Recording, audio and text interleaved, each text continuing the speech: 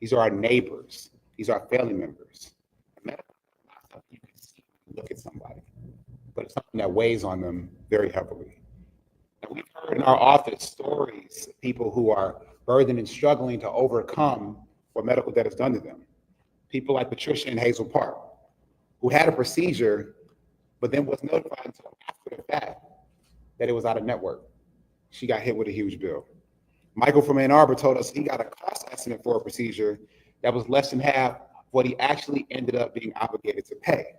And he still has never been explained why. And Thomas from Holden Lake said that his medical debts are the biggest expense that him and his wife carry, besides childcare, which is also expensive. We're doing something about that too. What this all means is that medical debt is harming these people's potential. It makes it harder to get a job, harder to put food on the table, harder to afford the medicine you actually need, harder to make the choices that you need to make. And this debt happens to someone through no fault of their own. None of these people made a mistake. None of these people did anything wrong. None of these people took anything from anyone. But this medical debt was forced upon them. And that's why it's so important that we find pathways to forgive people of this burden. Today, we're excited to make progress, but the problem is not going away. Right now, hundreds of thousands of Michiganders are in danger of falling into medical debt for the first time, or even deeper medical debt than they have right now, because of what has happened from President Trump and Republicans in Congress. The cutting of Medicaid that will put 5.4 more million people across the country into medical debt. Every Republican member of our congressional delegation voted to gut Medicaid and SNAP and do this to Michiganders. A $700 billion cut from Medicaid. 500,000 people who could lose their health care. 30% of Michiganders get their insurance from Medicaid. Now, we're not finished. There's work that we must continue. And Governor Whitmer and I, and all of our allies, will continue to fight every single day to protect and expand access to quality health care, to prevent people from getting into medical debt in the first place. Now, we just believe that getting sick, getting hurt, needing help, that should not burden you with debt for the rest of your life. It shouldn't be a hindrance on your potential. The reason to get healthy is so you can do more. All of us have access, should have a right to the access to that dream of health and wealth. And that's taking this step to remove this burden of medical debt from so many people will help us get there and get there faster for more people and more communities. So I thank all of you. I thank this entire team. I thank the whole coalition. I thank the legislators. I thank the folks who have demonstrated what this looks like in parts of our state. Thank you for laying the foundation. We have more work to do, and it's work that we can do together. So with that, I want to introduce Allison Sesso, the head of Undue Medical Debt.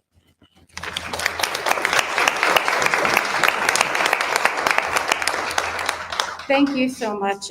I am so grateful to be here. I want to thank the Lieutenant Governor for those amazing remarks and putting the truth about medical debt and how it impacts so many people and what we're facing on a national level because of those cuts and putting it in that context. And of course, thanking the governor for her leadership. We've also been partnering with Wayne County.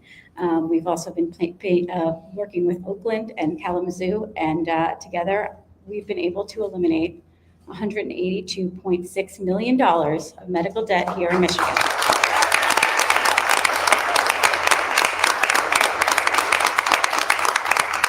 So I'm happy to say that there'll be 271,000 people that are going to benefit, and we're just getting started.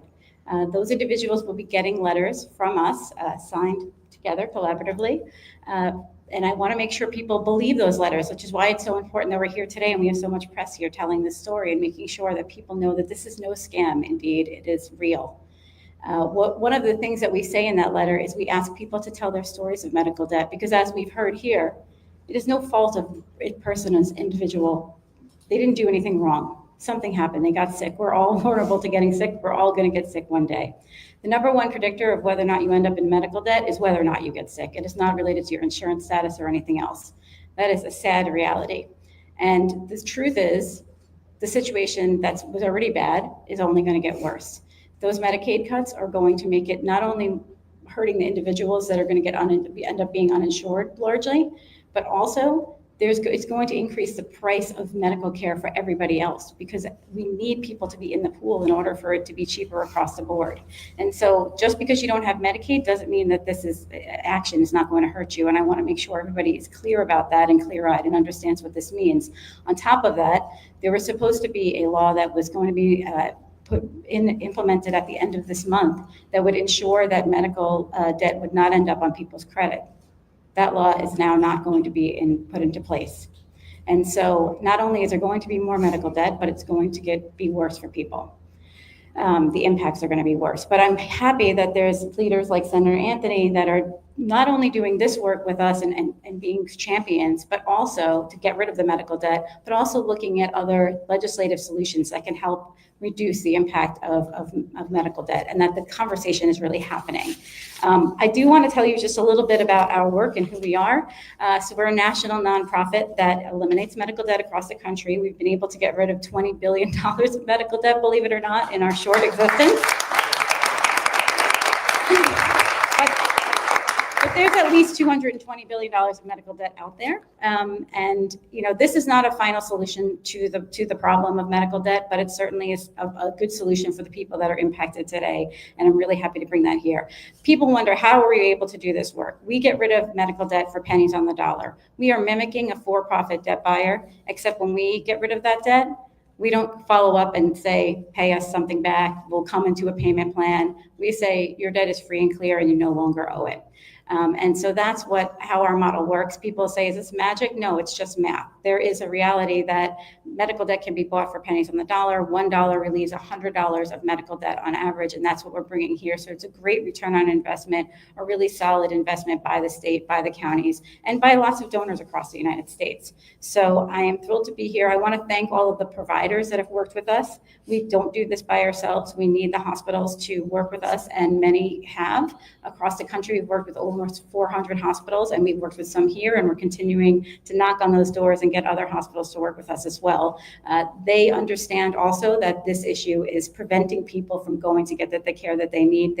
They realize that while they have many robust features in place to prevent medical debt, financial assistance policies, charity care policies, that more needs to be done, and people still get caught up in it because the system is broken for hospitals as well. So thank you so much for the opportunity to be here today. I'm thrilled to have the governor come up and talk next. Thank you. Thank you.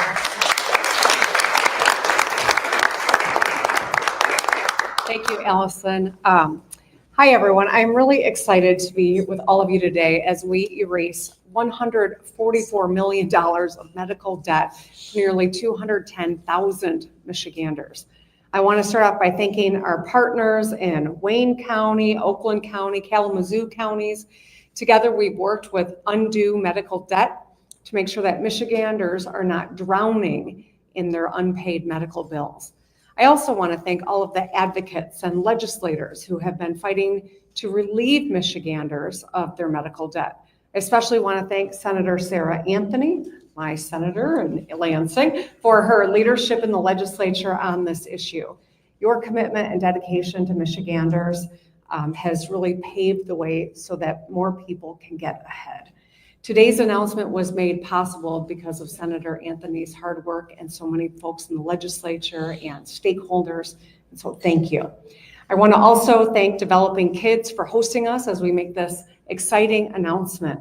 Today's announcement, I think, is something that is going to give so many Michiganders relief. Across the United States, medical debt is the #1 cause of bankruptcy. It affects more than 100 million Americans. There's 330 million of us, 100 million have medical debt. Across the United States, this is a pain point for so many, keeping them from getting ahead.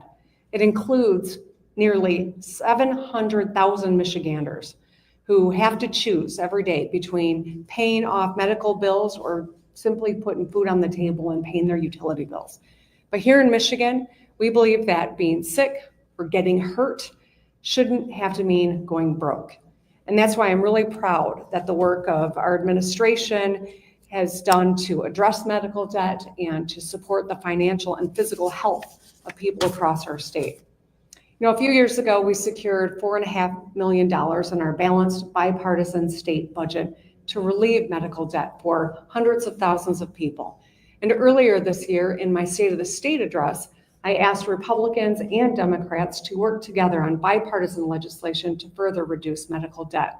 Today's announcement supports our work, which is just getting started. So thanks to Undue Medical Debt, that's what we shortened it to. I don't know if everyone calls you Undue, but thank you. More Michigan families can now go to sleep without a pit in their stomachs and more money in their wallets. I want to share a story about Tammy Lake. Tammy is a mother and grandmother. She lives here in Michigan, and she's been living with diabetes, kidney failure, and arthritis. The cost of treatments for these diseases have left Tammy with so much medical debt, she wouldn't even be able to pay it off in one lifetime. That's where Undue has come in. They purchased Tammy's medical debt so she can focus on the things she loves, like spending time with her kids and grandkids. That's really what this is all about. So we can't stop here. This is a great announcement, but it is one of many steps we need to take. We need to keep this momentum and support Michiganders like Tammy, especially considering everything going on at the national level. I'm committed to working with our partners in the legislature to relieve Michiganders of medical debt that has been weighing them down. So I want to give thanks again to Undue Medical Debt and all the advocates and legislators who are committed to getting the job done for Michiganders all across our state. I now have the pleasure of introducing one of our partners in this fight, Wayne County Executive Warren Evans. Thank you, Governor. All of us that are in public service tend to smile at things like this because this is really what we get into public service for. And the teamwork here has been wonderful. In Wayne County, we've reduced medical debt by $42 million, and we've gotten rid of the debt for 71,000 people in Wayne County. And it's amazing the tributes that you get from those people and understand the pinch that they've been in. One thing I'd like to mention, you don't, apply for the program, but you'll get a letter, and I think Undue Medical Debt talked about that once it's been relieved. Understand so many people are transient that you don't get the letter. So there needs to be some looking back at your previous address and check. It doesn't mean that we haven't retired the debt. It means you just haven't gotten the notice. But that's very, very important, I think, for people to understand. And the other thing is people are stressed by the medical debt. I mean, it's something that people carry with them, not just medical debt, but debt period. But certainly medical debt is one of those issues. And so the more we can do to reduce that stress, the better job we're doing. And the other thing is there are people who refuse to go get medical treatment when they need it because they're concerned about the debt. And there's nothing that we want to see eradicated more than people refusing to get medical treatment when they need it. And so I think this effort is a great one. I think it will grow. The numbers are significant now. And Wayne County still has money left. So the numbers I gave you are not our end numbers. The state's numbers are certainly not the end numbers. But I think all of us feel good about what it is that we're trying to do here. And when you work together as a team, you do get an awful lot more done.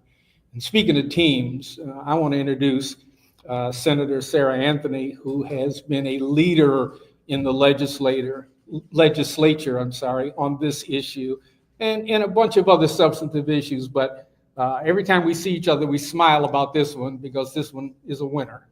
Thank you very much. And Sarah?